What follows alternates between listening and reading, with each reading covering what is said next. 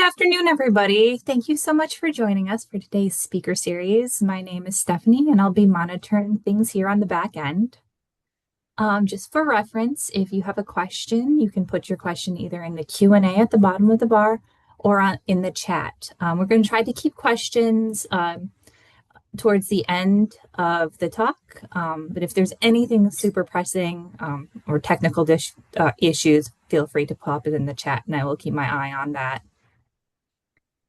Towards the end of this event, I will be sending out a REDCap evaluation, just an evaluation to get your feedback, see what other sorts of topics you're looking for in the future, so we can keep these programs engaging.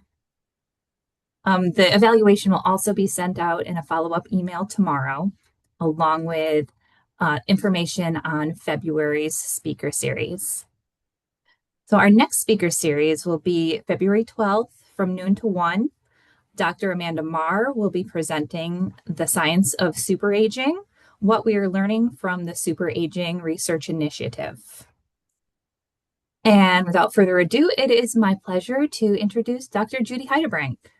Dr. Heidebrink is a clinical professor of neurology and the Richard and Catherine O'Connor Research Professor of Alzheimer's Disease.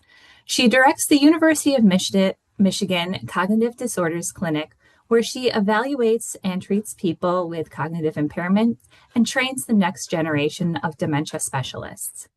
She has been involved in clinical research in Alzheimer's disease and related conditions for over 30 years. Dr. Heidebrink co-leads the Michigan Alzheimer's Disease Research Center Clinical Core, and she continues to conduct clinical trials aimed at the treatment and prevention of Alzheimer's disease. And with that, Judy, I will turn things over to you. Great. Thank you so much, Stephanie. I'll just do a quick check that everyone can hear me okay. If not, please let us know through the chat. As you've heard from that very nice introduction that Stephanie gave, I'm a neurologist. I sort of have my foot in two doors, one in the clinical practice and one in clinical research. And this has really been an exciting time to be bridging those roles as we see the successes from clinical trials really starting to change our clinical practice. And so I'm going to highlight some of those success stories today. And thank you all for joining to hear this update. So my plan is to give a little bit of background, what do we mean by a clinical trial, some other important definitions. Again, I will highlight some of the information we have about the anti-amyloid antibodies, since that's been one of the more impressive areas of progress in terms of our clinical trials and now clinical practice. And then also talk about therapies directed towards other aspects of Alzheimer's disease, non-amyloid to target in trials. So to start with, whenever I hear something in the news, taking this or eating this or doing this might prevent or cure Alzheimer's disease, I always start by asking, well, how do we know? How was this studied? Was it a clinical trial? So what do we mean by a clinical trial? A clinical trial is a research study in which the human participants are prospectively assigned. So they're told essentially what intervention they should receive in order to evaluate the effect of that intervention. So it's a very systematic way of studying an intervention to decide whether there's a beneficial health outcome. It's really considered the most rigorous way of determining whether a treatment may be successful and safe as well, particularly when you use a placebo, an inactive comparison. So you really can understand what's the difference between the drug or intervention and what might have just happened by chance alone. So I've given this example before, but let's say, and this is completely hypothetical, let's say you hear on the news that the Mayo Clinic has announced that drinking hot chocolate might prevent skin cancer. And so you say, well, what's the evidence behind that? What did they do? Did they do a clinical trial? Well, the Mayo Clinic, it's got locations in Minnesota, Arizona, Florida. And maybe what they did was they just asked all their patients coming to the Mayo Clinic how often they drink hot chocolate and whether they've been diagnosed with skin cancer. And lo and behold, the people who reported drinking more hot chocolate were less likely to report a diagnosis of skin cancer. Is that a clinical trial? No, people weren't assigned to drink the hot chocolate or not. They just reported whether they had or not. Are there other potential explanations for why the rate of skin cancer was different among those who reported drinking hot chocolate and those who seldomly drink it? Well, obviously, location is a big one. If you're in Minnesota, you might drink a lot more hot chocolate and have a lot less sun exposure than if you were at one of the Mayo locations down south in Arizona or Florida. So to really understand, was this just a finding driven by some other factor that differed between hot chocolate drinkers and non-drinkers, like sun exposure? You really need to do the clinical trial where you can assign people to either drink hot chocolate or some hot chocolate-like substitute as a placebo, regardless of where they live, and see if there's a difference. So that's the value of a clinical trial. And in the US, in order for a drug or other intervention to be approved by the FDA, it typically goes through a series of phases of clinical trials in a sequential fashion to determine whether it's safe and effective for use in individuals. Phase one are very early phase trials that are really looking at how much drug can someone take? Where does it go in the body? How long does it last? What are the effects? So really focusing on safety and physiologic aspects of what kind of dose can someone take and how long would they need to take it to have a particular effect. Phase two starts to look at larger numbers of individuals. It's also focused on safety, but it's starting to say, is there a beneficial effect to this drug if we think it continues to be safe? That could be looking at a clinical outcome. Does it seem to help their thinking? Could be a biological outcome. Does it seem to remove evidence of this disease process? This might involve tens or dozens of individuals, often with a placebo. And even then, it's still considered preliminary until it reaches the pivotal phase three, which are large-scale trials, often involving hundreds of individuals receiving either the active treatment or the placebo, to really determine the overall risk and benefit to ultimately decide if this can be approved as a therapy.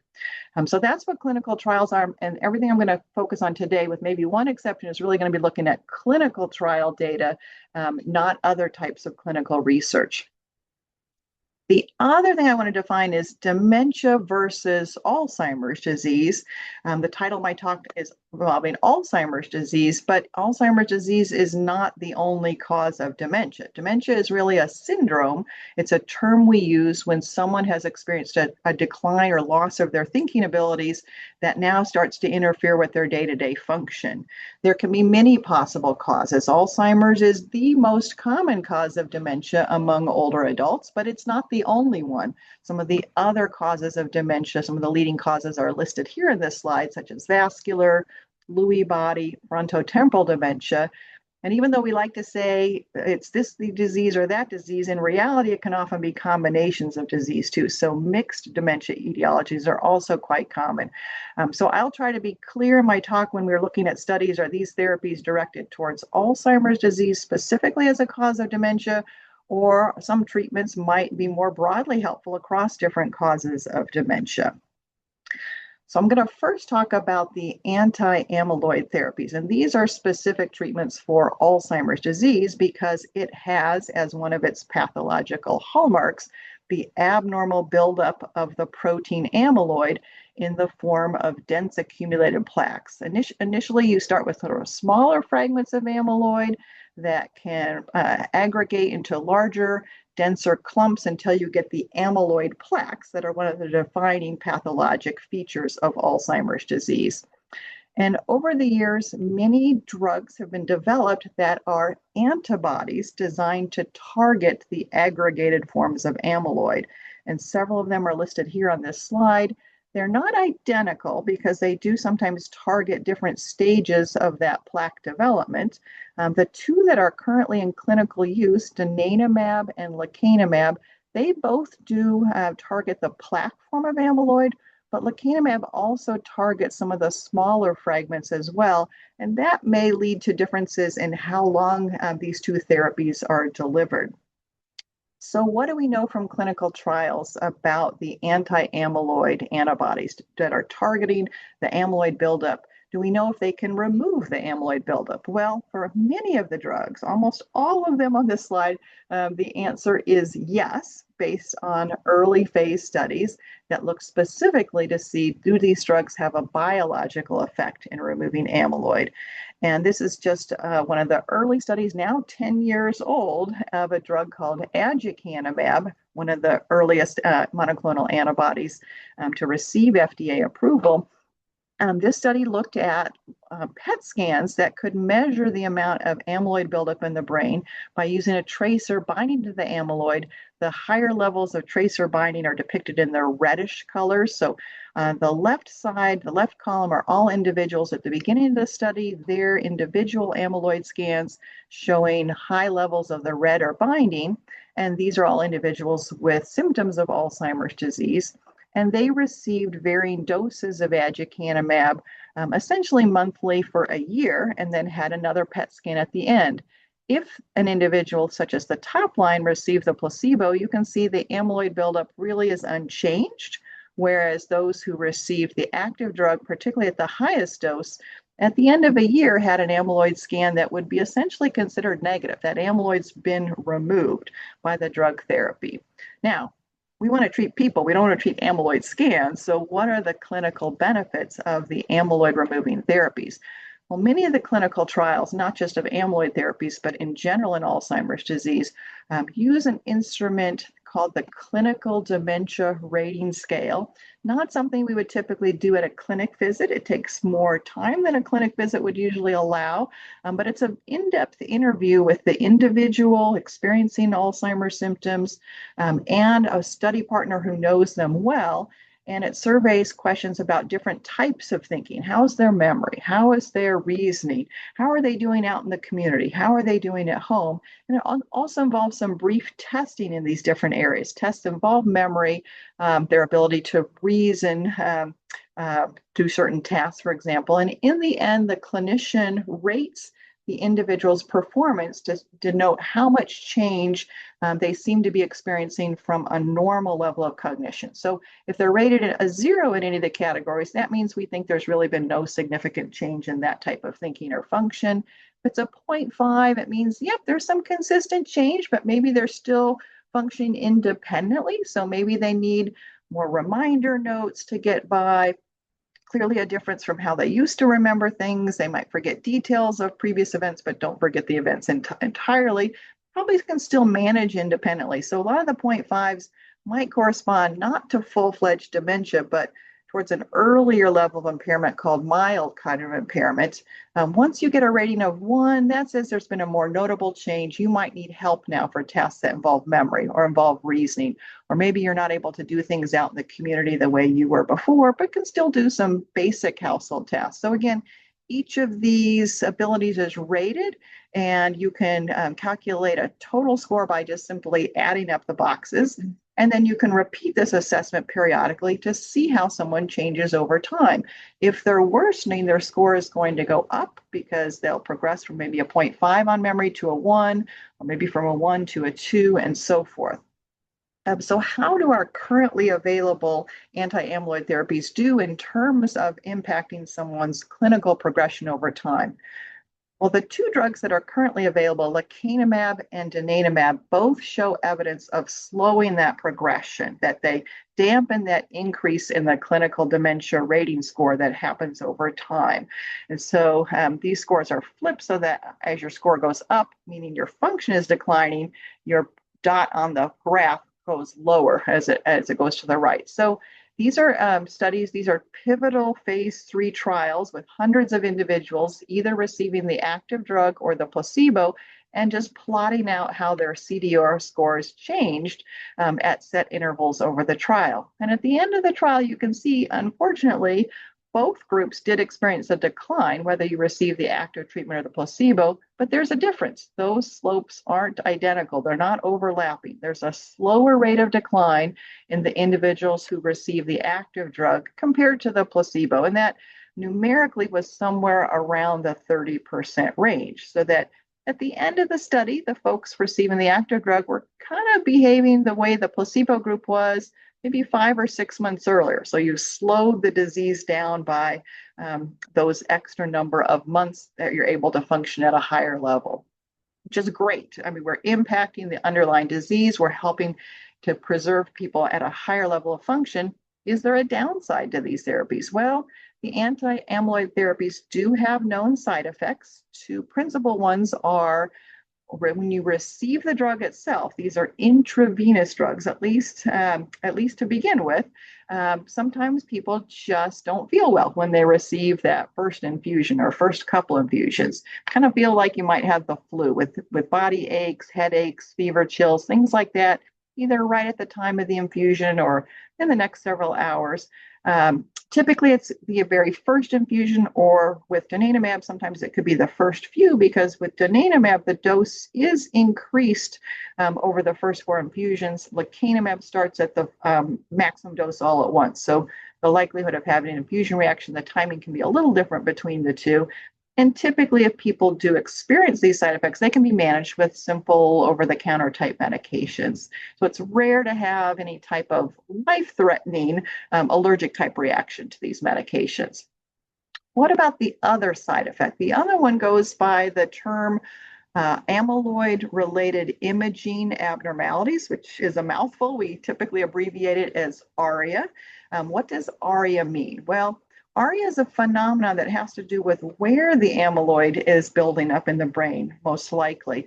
Turns out that when individuals experience Alzheimer's disease, that amyloid can build up not just around the brain cells themselves, but some of it can build up around the blood vessels. And when you receive a treatment that is attaching to that amyloid, helping the immune system remove that amyloid, perhaps it's making those blood vessels more fragile if it's removing amyloid around the blood vessels. And one or two things can happen if those blood vessels get fragile or leaky.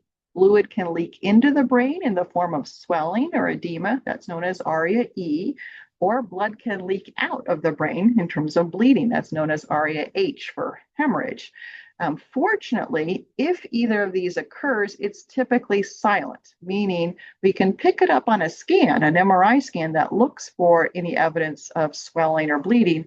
But fortunately, it's often in small enough areas that there are no associated clinical symptoms. But in a small percentage of cases, people can develop symptoms. Those can range from things like headache, nausea, sometimes worsening in their thinking, or depending on where the swelling or bleeding is, trouble using that part of the brain. Like if it's the back part of the brain, there can be vision changes.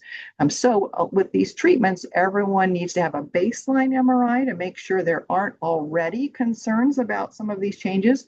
Sometimes you can have fragile blood vessels just from the amyloid in the brain itself before you give any type of therapy.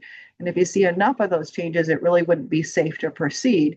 But if it is safe to proceed, individuals also need to have regular MRI scans to look for signs of ARIA to determine if it's safe to continue to use the medication. So kind of big picture, on the good side, these are drugs that help individuals in the early symptomatic stages of Alzheimer's, people with very early mild dementia or even mild cognitive impairment due to Alzheimer's. They appear to slow that progression by about 30%. And those curves don't overlap at any point. They separate, those lines separate. So maybe that increase is greater over a longer period of time than the 18 months of the study. And these are the therapies that really directly target one of the key pathologies. On the downside, though, there's a risk. Things like ARIA, the swelling or hemorrhage. We're particularly worried if people have other risk factors like being on strong prescription blood thinners, might be exclusionary for receiving these therapies, or individuals who are at higher risk genetically because they carry copies of the E4 gene, they have a higher risk of ARIA. So that's also something that needs to be considered. You always need to have evidence of brain amyloid. So someone needs to have something like a PET scan to know that they're eligible. And right now, at least as these therapies begin, they involve intravenous infusions, not just one time, but multiple times, every 2 weeks for lecanemab, every 4 weeks for donanemab. And these drugs are expensive.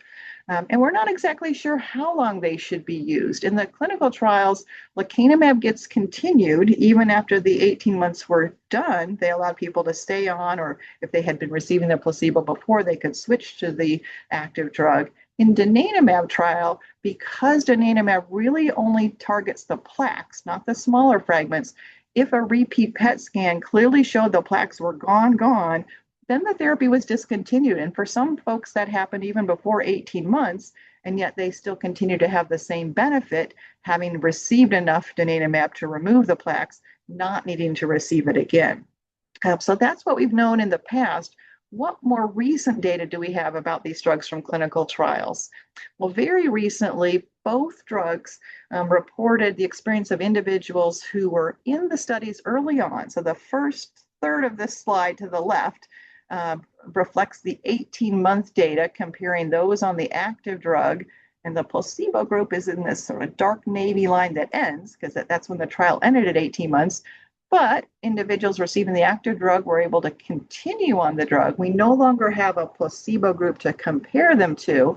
But if you look at historical groups of individuals with Alzheimer's who have been involved in other studies, such as one called ADNI or another one in Europe called BioFinder, these are individuals who are just monitored, not receiving any specific anti-amyloid therapy.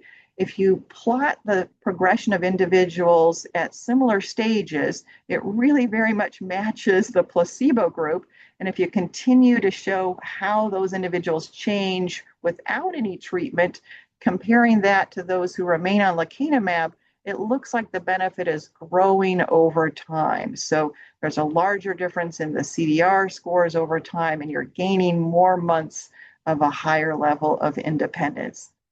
The other thing that's been nice is that when you hit the 18-month point, based on a lot of data, it looks like you can either reduce the frequency of the infusions, going from every 2 weeks to every 4 weeks, or very recently there has been approved a subcutaneous, a home injection form of the drug that can be used as maintenance therapy after the first 18 months of intravenous therapy.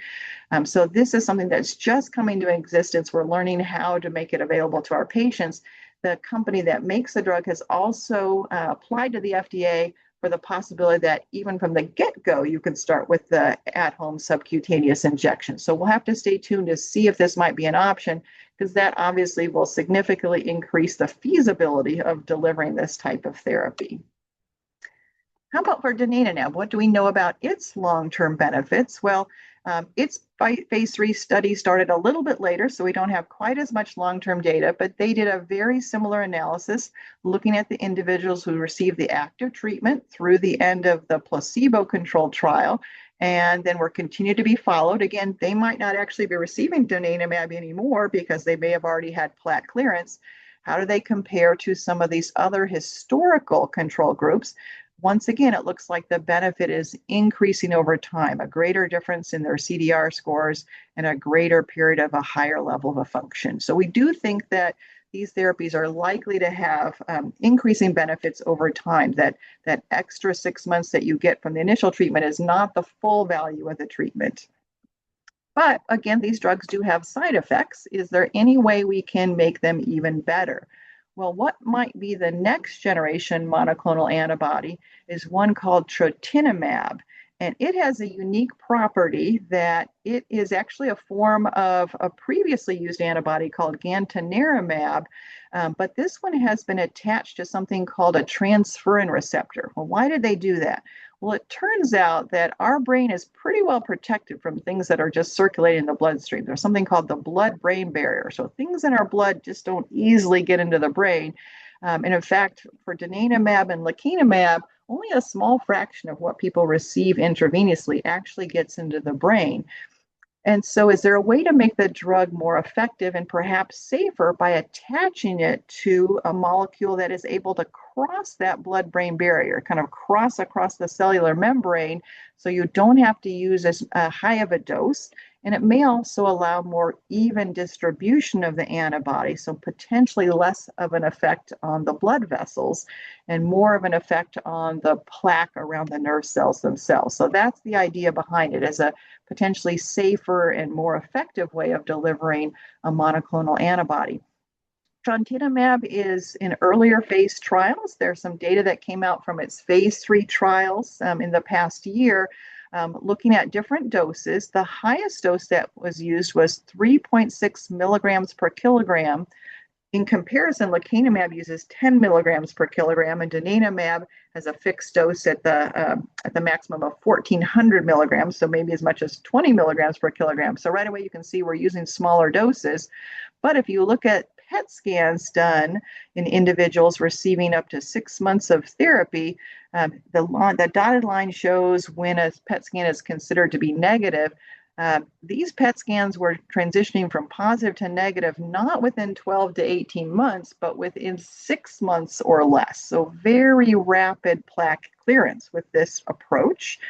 And the ARIA risk also looks to be lower, less than 5%, at least preliminarily, compared to, for ARIA-E at least, compared to more than twice that for lecanemab and donanemab. So again, really has some potential benefits in terms of maybe allowing that plaque to be removed more quickly to get people to a stage where you're having a therapeutic benefit earlier and do it in a safer fashion. So this drug is moving into those pivotal phase 3 trials. And there are going to be a couple trials. I think they're called the Frontier trials because we're breaking new grounds. And it's also trontinemab. So it's Frontier trials. And interestingly, the dosing is only going to be monthly for the first 6 months and then every 3 months. So a much less frequent dosing schedule too. So this really has the possibility of really changing how we deliver these types of monoclonal antibody therapies. And I think the other major change we'll be hearing about is the result of all of these types of drugs given to people even earlier in the spectrum of Alzheimer's disease. And by that, I mean individuals who are still cognitively normal, but are in the biological stage where amyloid is starting to build up in the brain even before symptoms develop, because we know there's a several year time frame when that occurs, and we can now identify individuals who are in that silent phase of amyloid buildup. So most of these drugs are being studied in individuals on a prevention basis by looking for individuals who have normal thinking abilities for their age, but evidence of elevated amyloid on a PET scan. So we're involved in one of these prevention trials using lecanemab. The enrollment for the trial just finished about a year ago. It's a long study. It's 4 years, so we're not going to know the answers right away. It's going to take a little more time. Actually, we've had the first few people at our site complete 4 years, so now they're actually able to go into an open label phase. So it means if we'd been able to enroll everybody in the first month, we would actually have had the answer by now, but we know enrollment takes time because we don't know who out there might have that silent amyloid buildup. If you just start doing PET scans in individuals, you're going to find a lot of folks without any evidence of amyloid, fortunately. But this trial started to adopt some of the new blood biomarkers as ways of predicting whether that amyloid buildup may be there. And that really helped to identify individuals faster. So enrollment sped up towards the end of the trial, but it's still going to be a while till we know if this is an effective prevention trial in preventing symptoms from developing in individuals at an earlier biological stage of this condition. So stay tuned for more about the anti-amyloid therapies, both newer drugs and potentially newer uses. But what about some of the other targets in Alzheimer's disease? Well, the other main pathology is the buildup of tangles within the nerve cells, tangles composed of a protein called tau that becomes abnormally tangled inside the nerve cell. Why is that a viable target? Well, it turns out the buildup of tau and where it occurs in the brain actually correlates with the clinical symptoms in a way that amyloid does not. As I mentioned earlier, people can have amyloid in the brain silently and not have any clinical symptoms, whereas the tau has a much greater correlation with the cognitive changes, and it tends to become widespread later in time compared to amyloid. So some of the tau therapies might be more effective once individuals have already developed their symptoms, whereas the amyloid therapies might be more effective at the earliest stages, even before the symptoms have developed. So Many approaches are being looked at to target tau. Some of these are genetic approaches, like blocking some of the genetic material that codes for the tau protein. Those are tricky to deliver. Some of those have to be delivered into the nervous system directly, not by taking a pill or getting an intravenous infusion, but like having an injection into the spinal fluid. So they may ultimately turn out to be very effective, but are going to be tricky to deliver. There are, however, therapies similar to the anti-amyloid antibodies. There are immunotherapies directed towards the tau protein. And this slide just lists a number of the antibodies that have been looked at over time. The ones in red have kind of previously fallen short. Some of them targeted one particular end of the tau protein, which is just shown schematically here. It turns out that this end of the protein might be kind of clipped off already before the tau starts to build up in the nerve cells. So just trying to remove it might not really be helpful. It might not really be the part of the tau protein that you really want to target and prevent from building up. So some of the other therapies are really directed towards other parts of the tau protein. Some of them have had mixed results. Last year, one particular compound did look like it slowed the accumulation of tau, and perhaps it was helpful on one cognitive measure, but not on a CDR or an overall measure of clinical change. Another drug very recently ended its development process because there was a lack of a clinical benefit. But this drug over here, E2814, which now goes by another name, you can tell that a drug is further along in development if it gets a somewhat pronounceable name instead of just an alphanumeric name. It has been recently shown to affect some of the markers of tau in blood and cerebral spinal fluid. So E2814, or it's also known as etalanetug now, it's been studied in individuals with a unique form of Alzheimer's disease who carry a specific genetic mutation or one of several genetic mutations that can cause Alzheimer's disease at an unusually young age and with a very strong family history. So these are individuals who have an inherited or genetic form of Alzheimer's disease. And there have been some very preliminary studies of this tau antibody in just a handful of these individuals who received the E2814 every 4 weeks, up to 2 years. And these are just the results from 3 individuals showing their tau PET scans. Again, with the tracer, more binding is shown by the redder color. So you can see there's evidence of tracer binding in all 3 individuals. And at the end of the treatment, this individual looks like it's about the same. So, 2 years later, hasn't changed much. This individual, I would say there's less red in certain parts of the brain, and this individual clearly less red. So we're seeing stable or lower levels of tau. So it looks like a biological effect. We'll have to wait and see if there is a clinical effect as well. But maybe rather than just targeting tau by itself, maybe it would be best to use a combination of amyloid and tau-based therapies. And that's being done currently and in future trials as well. So Eisai, which has both lecanemab and the E2814 compounds, is conducting a trial using the combination of the two. So everyone receives lecanemab, and because this is a clinical trial, they can already start with the subcutaneous form. They don't have to wait for the FDA approval, but they can receive the subcutaneous form of lecanemab and then different doses of the anti-tau immunotherapy to see if combining the two provides an even greater benefit. So we'll have to stay tuned. This trial, I believe, is already enrolled. It's a relatively small number, 90 patients. But again, it's something that it's already enrolled, so not too distant for the future, we'll be hearing the results of that.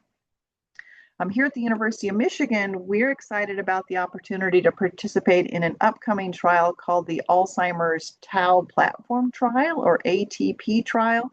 It again is focusing on whether therapies directed against tau are going to be helpful, and they're going to look at them also in comparison or in combination with an anti-amyloid therapy. It's called a platform trial because the goal is to look at more than one tau-based therapy at the same time, sort of to benefit from economies of scale, that you can use the same comparison group to compare one anti-tau therapy and a second anti-tau therapy, either alone or in combination with an anti-amyloid therapy, versus an anti-amyloid therapy alone. So no one gets just placebo. Everyone is going to get some type of active drug, either anti-amyloid, anti-tau, or both, to decide whether the tau therapy produces additional benefits compared to anti-amyloid therapy alone. And interestingly, this trial will enroll individuals with either very early symptoms of Alzheimer's disease, but also individuals without current symptoms if they have sufficient evidence of tau changes in the brain to qualify. So it's not just people with symptoms, but also it will include a pre-symptomatic population. So the details are still being finalized, but we hope to start enrolling for this trial sometime later this year. All right, so those are the kind of pivotal anti-amyloid, anti-tau therapies, but there's a whole lot of other approaches to addressing Alzheimer's disease or dementia broadly, including a lot having to focus on lifestyle interventions. And so I'm going to switch gears a little bit. It's the new year. This is the time when a lot of us make New Year's resolutions. So what resolutions in terms of our activity might be helpful for our brain health? Well, a large trial called the U.S. Pointer Study released its top-line results in the past year. It's called the Pointer Study because it's looking to see if you can protect your cognition through lifestyle interventions to reduce the risk of cognitive decline. So it's kind of an acronym for Pointer. It's also called Pointer because it's modeled after a similar study done in Finland called the Finger Study, looking at sort of an older geriatric population in Finland, so they called it the Finger Study, looking at a multi-component lifestyle intervention. So who did this study involve? This study was targeting older individuals who would be at risk of cognitive decline based on several factors. Number one, their age. So they had to be between ages 60 and 79 to enroll in the trial. You couldn't be terribly physically active. On average, you had to exercise less than an hour a week. You couldn't have a tremendously helpful diet. So they looked to see how often people followed what was called the MIND diet, which I'll mention a little bit more about later. And if you didn't really have a lot of components of the MIND diet as your usual diet, you could be eligible. And at least two of these other risk factors as well to be enrolled in the trial. And it was conducted at 5 centers across the United States. It was a 2-year study. What did they do once they identified these individuals who had normal cognition at the start of the study, but clearly at risk based on a lot of factors for cognitive decline with aging? Well, this again is a lifestyle intervention, and individuals were assigned to one of two groups. The structured group focused on exercise, diet, cognitive activities, and medical monitoring through a very formal program where people were, they made arrangements for them to exercise at their local community facility like a YMCA. They had regular meetings with a trainer or navigator. They had initially weekly sessions, either focused on exercise or focused on diet. They were given a computerized cognitive training program to use at home. So a very formal program. There were meetings with other team members at least every 2 weeks throughout the course of the study, and regular phone calls as well, where they would set goals for people's diet, for people's exercise regimen. They would monitor how they were adhering to it. So a very formal program to look at all of these components of brain health. In contrast, the self-guided group, they were still given guidance about all of these components, about exercise, about diet, about cognitive or social stimulation. And they did have periodic blood pressure checks and lab work, but on a much less intense basis. Often it was being directed to currently available tools, like take a look at these pamphlets, take a look at these websites. We'll check in with you in a few months to see if you have any questions. So same goal in terms of multiple components, but much less intensity and much less monitoring of their adherence to the program. What was the recipe that they used in the pointer trial? Or for the exercise group, again, the very closely monitored group, they were targeting 30 to 35 minutes of at least moderate intensity exercise 4 times a week, and then strengthening flexibility a couple times a week. They were given a computerized game. You can actually go online if you're interested. There's some trial exercises you can take a look at if you're interested. Again, they had regular health monitoring, and they were given specific guidance about the MIND diet, which really focuses on all of the components here. So it's a very much natural food-based diet. So a strong emphasis on fresh fruits and vegetables, in particular, a daily serving of berries, including green leafy vegetables, some of the leaner meats, fish, poultry, or proteins through nuts, for example. So they were counseled on all of these aspects of the MIND diet. So what happened when they tracked these two groups of individuals who likely without any intervention probably would show declining cognitive function over time? But what happened with the pointer study? Well, interestingly, both groups clearly improved in their cognitive scores on tests. This was a kind of composite measure across different types of thinking tests compared to where they started. Both groups improved, but the group with the very structured intervention had even a higher level of improvement. And even just that, what looks like a somewhat small difference, was essentially the same as this group being about 1 to 2 years younger in their brain age based on their cognitive score. I would say both groups are probably several years younger in the brain age than folks who probably never did any of these interventions. So very exciting that, yes, you can improve your cognition through this multi-component lifestyle.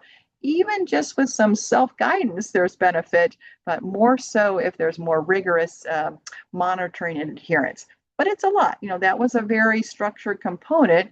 And some people might ask, well, gosh, that's a lot to commit to, all those different components. Is there something simple I can just do? Is there a pointer in a pill? Is there a pill I can take that would do the same thing? So there's been a lot of attention to drugs that are used to manage diabetes and weight, like Ozempic or drugs like it, that are called GLP-1 agonists because they mimic the natural hormone glucagon-like peptide. So they help stimulate insulin release. They reduce glucagon, so they help lessen some of the release of stored sugar from the liver, and they can reduce appetite, slow digestion, which can promote weight loss and also help manage diabetes. They even have a lot more effects than that. Lots of effects on different parts of the body, not just reducing appetite, but a lot of different mechanisms that suggest they could protect the brain, like reducing inflammation or other kind of harmful chemical processes in the brain. And in fact, there was an article written not too long ago saying, just based on how these drugs work, they really theoretically should cure Alzheimer's disease. And in fact, studies just surveying people, whether they take these drugs or not, suggested a lower risk of dementia or Alzheimer's specifically among individuals receiving the GLP-1 agonist. But that's not a clinical trial. So what happened when they took individuals with Alzheimer's disease and randomly assigned them to receive one of these agents called semaglutide or placebo? Large trial, nearly 4,000 individuals. And unfortunately, as you can see, the lines between the treatment group and the placebo group are essentially identical. So really no clinical benefit after 2 years of therapy. The group who did receive the semaglutide did lose a little more weight. The other groups kind of stayed the same or gained a tiny bit. So there may be other health benefits, but in terms of treating Alzheimer's, really didn't pan out. So this was unfortunate, but again, it shows us the importance of really testing hypotheses through a dedicated clinical trial. Now, you still may say, gosh, I still don't want to do everything in that pointer study. Can't I just kind of sit back, lie back in the sunshine, listen to some music? Could that help my brain? Well, interestingly, there's a different type of approach looking at enhancing human brain oscillations or brain waves. So as our brains carry out their normal function, they do emit electrical energy in the form of waves of different frequency. And the frequency depends on what our brain is doing and what part of the brain we're talking about. So when we're sleeping, you have these very slow delta waves. But with learning and memory, there are higher frequency waves, gamma oscillations or gamma waves. And it turns out those gamma oscillations seem to be associated with processes related to learning and memory. And it looks like the gamma waves are disrupted in individuals with Alzheimer's. If you try to monitor for gamma wave activity, it seems to be lessened. And someone had literally the bright idea of, can we stimulate these gamma waves by exposing people to sensory stimuli of a similar frequency? So either light or sound at 40 hertz. So in that gamma range. And it turns out if you monitor gamma wave activity and you expose someone to flickering light or musical tones at that 40 hertz frequency, it does seem to strengthen the production of these gamma waves. So that's known as gamma entrainment using sensory stimuli, or genus. So can genus make you a genius has been a question.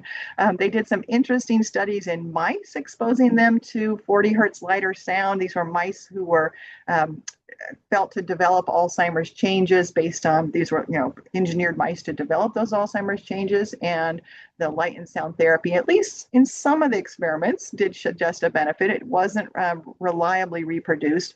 Very preliminary study in people suggested a potential benefit. So kind of the pivotal large study called the HOPE study is going to really try to answer the question, can this type of sensory stimulation help individuals with Alzheimer's dementia? Encouragingly, it's including individuals not just with the very earliest symptoms, but also individuals with moderate dementia who use a device like this to receive an hour a day of either sensory stimuli at 40 hertz or a comparison at a different frequency not felt to be helpful, to see if it impacts measures of cognition and daily function.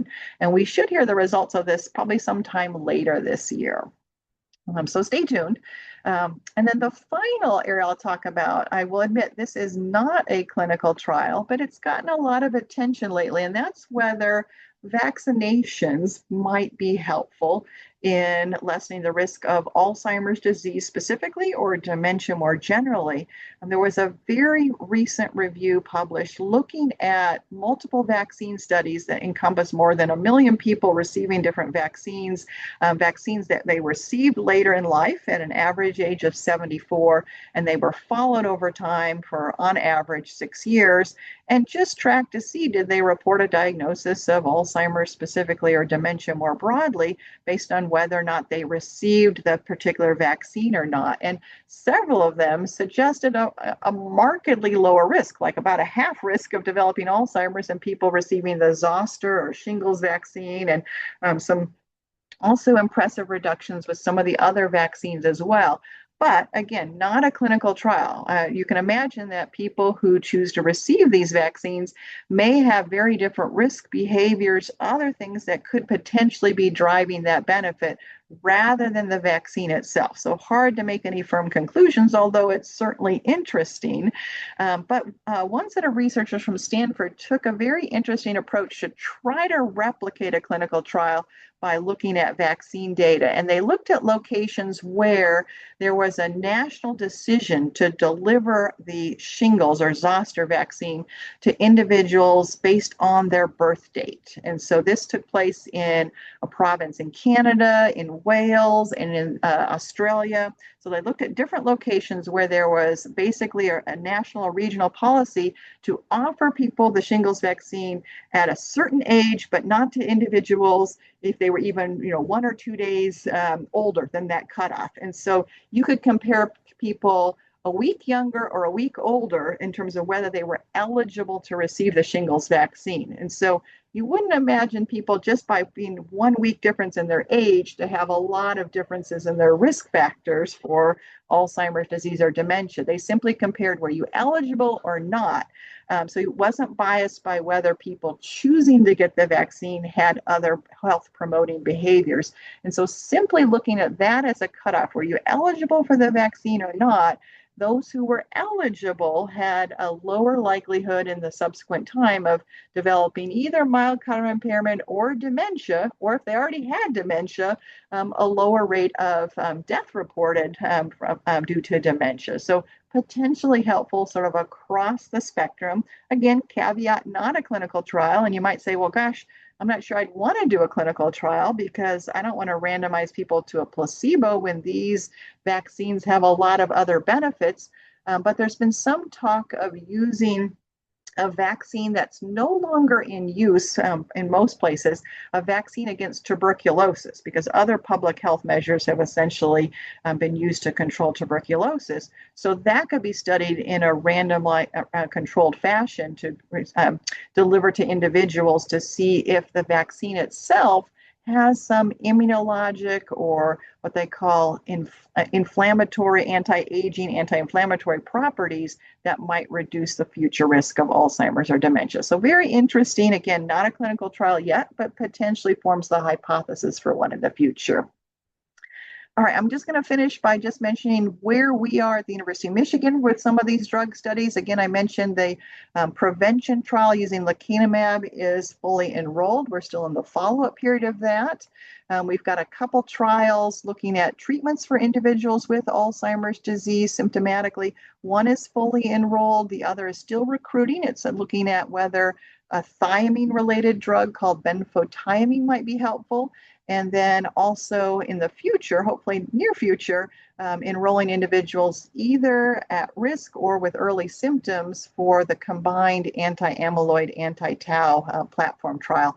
And these are just a handful of the many studies that are being conducted right now through the Alzheimer's Disease Research Center. So, there are many more involving non-pharmacologic or other types of interventions. So please feel free to take a look at our website and see if there are any that might be of interest to you. And with that, I will close and hopefully have some time for questions.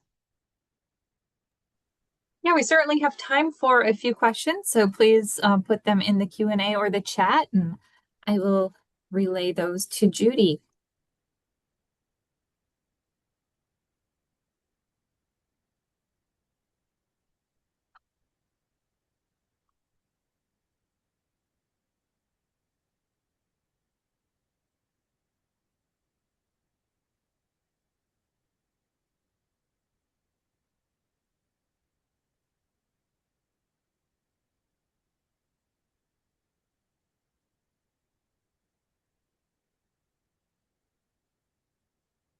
Right. Someone says, thank you for the wonderful summary of research. So helpful.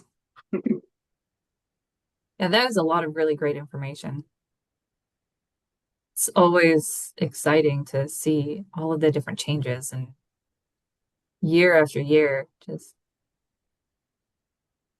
all right. Here's a question. Are there any studies for persons who do not have symptoms, but just to follow for a few years? So yes and no. I mean, when we look at the current prevention trials, they're often using drugs that target the silent biological phases. So an anti-amyloid drug, one that removes amyloid, could be done in someone with no symptoms, but still has to have evidence of amyloid in the brain. If someone doesn't even have amyloid in the brain, it would need to be a different type of prevention approach, but maybe it's something that blocks amyloid from being produced in a deleterious way. So there is some talk about moving the therapy even earlier in terms of a prevention trial. But that means you got to follow people for a really long period of time too. That can be logistically challenging.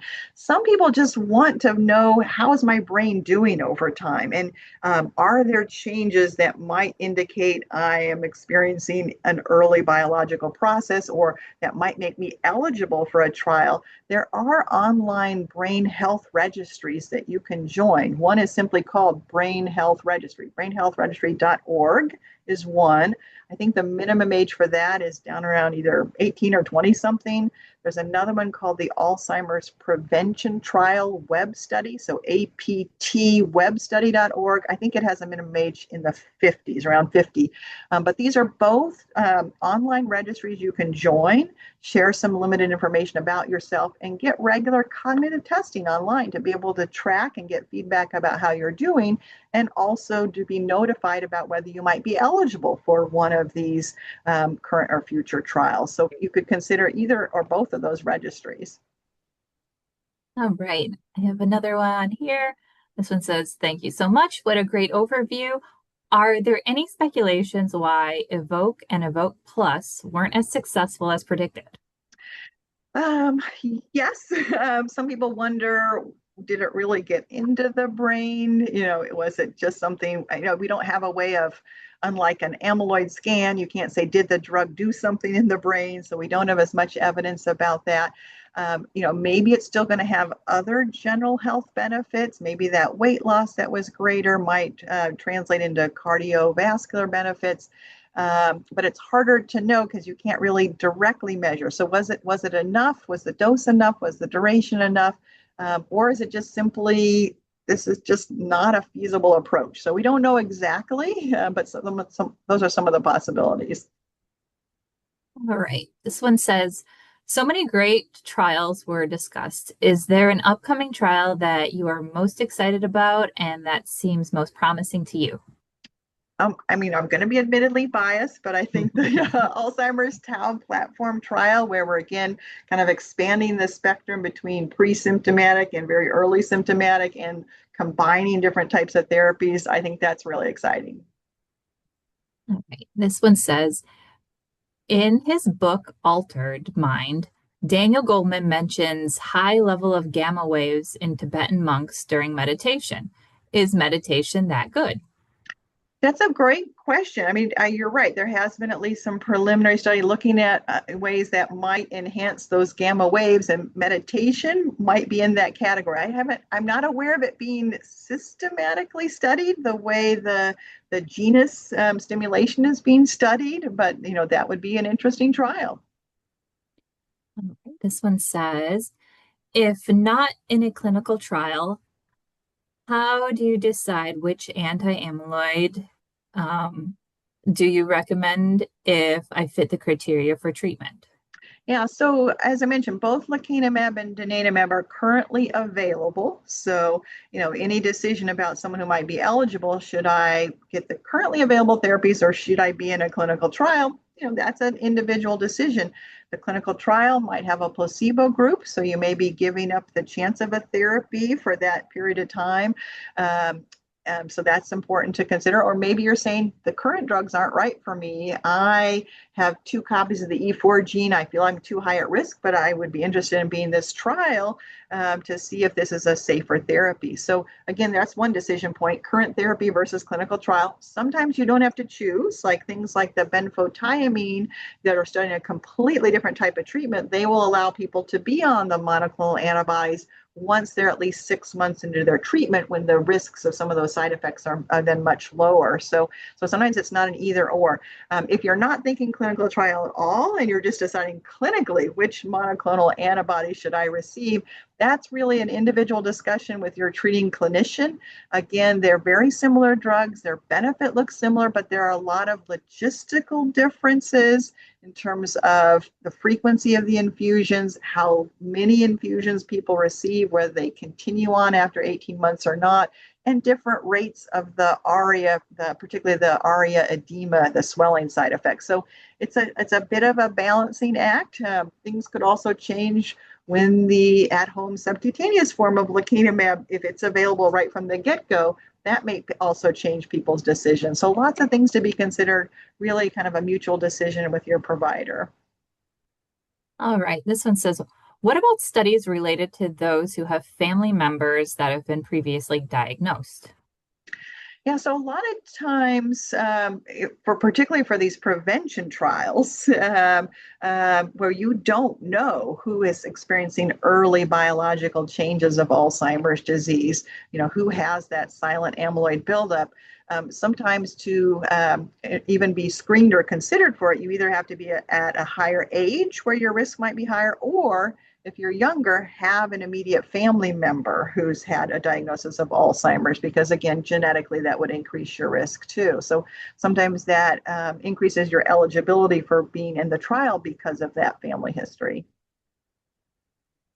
All right. This one says, have you seen the mouse study out of Cleveland Clinic on restoring NAD plus using P7C3-A20? Do you have any thoughts on this as a future treatment in humans? Right, I'm not going to try to repeat the drug name because I haven't memorized that one yet. But yeah, there was some very recent news splash about, we can reverse Alzheimer's disease was basically the headline, but it was in a mouse. So one caveat is lots and lots of things work in mouse models of Alzheimer's that don't work in people. So that's a caveat. The compound is one that is thought to enhance the activity of an enzyme called NAD nicotinamide. It's got a really long name. NAD, which is a coenzyme for a lot of cellular processes, including the conversion of like sugar into energy and things like that. And so the thought was, well, maybe enhancing that particular molecule is helpful. And this compound that supposedly does that did seem to help in the mice. Now, I don't know anything about this compound. I'm hoping that it's different than just NAD itself, because there have been previous trials of NAD. And in fact, NAD isn't a very stable compound, so you can't really use it or eat it, but you can consume precursors of it, like vitamin B3, nicotinamide. But the studies that have been in humans of things like nicotinamide have unfortunately not been very promising. And so maybe this drug is really different. Maybe its actions are different than the NAD pathway, because so far, at least the limited human trials related to the NAD pathway have not been very promising. So that's kind of my bottom line, is it's very preliminary. We need to know more, and this compound would need to move forward into clinical trials in people.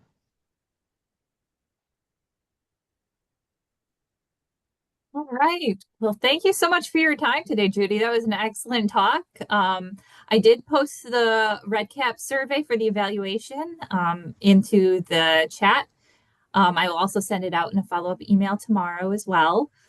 Yeah, thank you. It's always so interesting to learn more about these clinical trials. I'm glad you were able to come back to us this year. Well, thank you, everybody, and stay warm. Absolutely.